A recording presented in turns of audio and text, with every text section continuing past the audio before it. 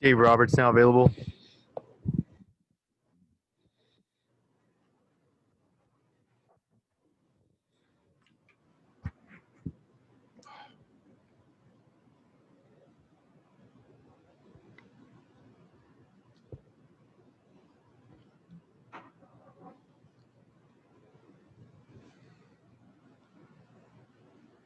First question's from Alanna Rizzo. Go ahead. Dave, I just asked Max Muncy this question a bit ago, but human tendency is to look ahead and taste what's coming up. How is it that your team is able to focus on just the evening ahead versus 2 games from now? I think that's always a challenge, I think, for any athlete, any person in general. But I just think that it's been talked about, it's ingrained in our culture and who we are as an organization about doing whatever we can, put all of our energy into winning one baseball game, and regardless of how high the stakes are. So I think that our guys are just pretty good at being conditioned that way. Do you get the sense that your club is built for this? I mean, you have Walker go last night, you have Julio who's really come into his own, and then you have Kershaw in Game 5. I do. Not only built for the next, this series itself, but just I think this moment, the roster speaks to it, the experience, how guys have continued to play the game and grow, evolve. But certainly, you look at kind of the surface of how rested our guys are, how we're playing. We're in a really good spot. Finally, Dave, how much does selflessness play a part in what you're able to accomplish? Yeah, a ton. I think that, with any player, there's an ego that needs to be there, and feeling like you're the best option in any capacity. But to kind of yield at times to a teammate, to wait for your turn, your number to be called, that's hard to do. That's a big ask. But our guys, to a man, have answered that with glowingly. They've answered it glowingly. And if you kind of look at the postseason, everyone's contributed. And so that's kind of the beauty of what we have with the Dodgers. Next question is from Rowan Kavner. Go ahead. Hey, Dave, we've talked all year about, the different ways Mookie can change a game and all the defensive plays he's made and on the bases and everything. And I'm just wondering, after a year of having him, where you feel like he's made the biggest difference for your team? I think that the biggest difference he's made, I think just the teammates, the players, coaches, communication. He's a big communicator, and he's a visual guy like most of us are, but he likes to have those conversations. So, whether it be in the dugout, in the cage, in the outfield, guys are talking. And so I think that layered with his love for practice has really bled into our clubhouse. Thanks. Next question's from John Shea. Go ahead. Hi, Dave. You batted Muncy fourth through the end of September and through the whole postseason. Despite the numbers not being what they've been, why was that? And did walks and plate discipline have a lot to do with it, or the fact that you're so deep you can afford to let him, bounce back? It's more of I just know who Max is as a ball player, as a person, and all throughout September, I knew he was close, and the numbers weren't, showing it.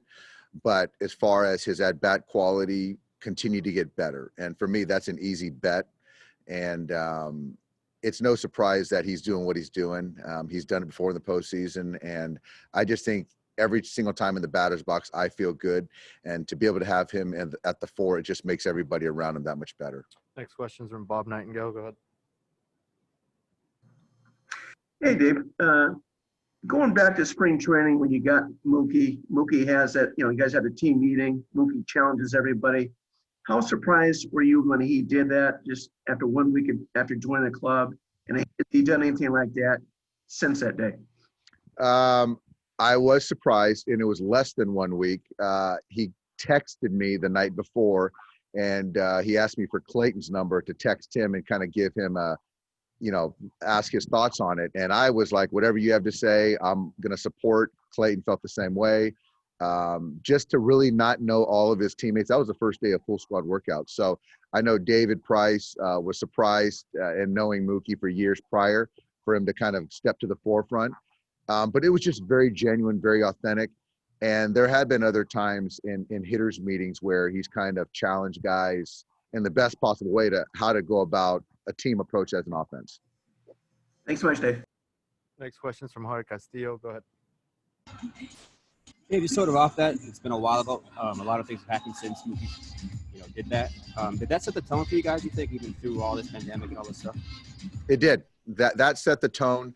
And another thing, he talked about was just, how we practice, like, how you do anything is how you do everything. And, we were making a little kangaroo court thing as far as errors, overthrowing, whether it be a PFP or a fundamental, cuts and relays, catching the baseball. So just understanding that if we do things the right way in spring training, we'll do those things all the way through the World Series. So that kind of message resonated with everyone. How long ago does that feel? Oh my God. It doesn't seem like 2020, certainly. And just last night with Kenley, he hit 95 a few times. Just what did you think? And do you think that velocity is just rest or mechanics? Or both? I think he's certainly cleaned up his delivery. I know he was fired up to get back in the game. It was 5 days in a game. It was 5 days. So it was really good. I thought it was a very positive outing. Next question is from DG. Go ahead, DG. Yeah, I was going to ask you about Kenley as well. Sort of compare your reactions to that 90 through 86 against the Brewers and when you saw a couple of 95s last night. That was welcome to see, DG. Yeah, the 86 or whatever it was, that checked me up. It really did. And it was good to hear that it wasn't physical. It was kind of delivery, which resonated with me. And Kenley's worked so hard to get back and being open to different spots as far as leverage to kind of get back. But that last night, and granted, he gave the homer last night, but I thought the body of work last night was as good as he's had in my recent memory. Has he pitched his way back into that closing role, or does that homer still give you? You know what? I think, Mike, I think it's just he's back into high leverage, the highest of leverage. And I think that I just don't want to kind of put him in a corner or in a box. I think it's best for all of us that, you just have the option to deploy him whenever you want. And kind of, I think it's a good thing, not only for himself, but also for his teammates, the guys in the pen, to give them the best runs too. So we'll see. Next question is from jackharris. Go ahead. Dave, when you went back and watched Clayton start in game one, what stood out to you the most? Is there anything he needs to change for tomorrow? Yeah, I think that it was all good. It was. I think that early on, he worked out some things after that first inning. But that's the cat and mouse now. You see a team 5 days prior and who's going to react, who's going to change, who's going to keep doing what they did. So that's the fun part, the game inside the game. So I'm eager to see. Next question is from Eric Steven. Go ahead. Dave, with AJ Pollock, he's back in there tonight. His numbers in the postseason aren't quite what they were during the regular season. Is there anything you're seeing differently from him now compared to then, or is it just not getting the results? I think it's a combo of things. I think that he's got to stay in the strike zone. I think there's some pitches that he could end the at bat that he's missing. So I feel really good about AJ tonight. So I'm happy to get him back in there. I'm excited. I know he's jacked. So I think another thing is that he's used to playing every day essentially. So he's going to grind. He's going to grind and put together good at bats. We got time for one more. Go ahead, Daniel. Thank you. Dave, just very few Mexican pitchers have started a World Series game. There's a lot of expectation in Mexico. So how is Julio handling the pressure? Oh, Julio, I don't think he feels pressure. He likes the big moment. And to be quite honest, whatever game it is, he's kind of the same every day, which I really like. And I'm just really thrilled for Julio, all of Mexico, who I know are going to be tuning in to watch Julio tonight. And he's just thrown the ball really well. And so if he just continues to execute, make pitches, he's going to be just fine. Thanks, Doc. Thank you.